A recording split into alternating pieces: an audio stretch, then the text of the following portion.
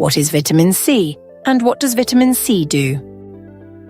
Vitamin C is an antitoxin vitamin. It helps our body rid itself of toxic metals like cadmium, lead, and mercury. It is also a powerful antioxidant. Vitamin C helps us absorb nutrients from food, especially iron.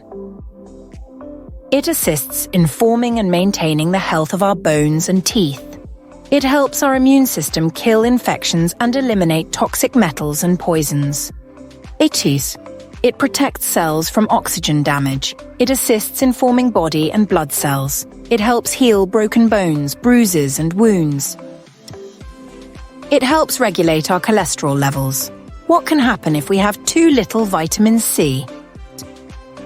High cholesterol levels, high blood pressure, heart attack, stroke, insomnia, depression, anxiety, nervousness, mental disorders, addiction, kidney disorders, preeclampsia during pregnancy, increased levels of toxins in the body, bed sores, low immunity to poisons, colds, infections, and slower recovery time, slow wound and bone fracture healing, glaucoma, eye cataracts, easy bruising, purplish skin, abnormally red gums, painful joints and lower spine internal bleeding, bleeding gums, loose, easily decayed teeth, haggard face, dry or scaly skin, raised hair follicles, premature aging, pinhead spots, weak red blood cells, low energy, pale skin, insufficient milk in breastfeeding mothers, food and chemical allergies, throat, stomach and cervical cancers, male infertility, poor digestion of food, bad breath, arthritis and muscle pain.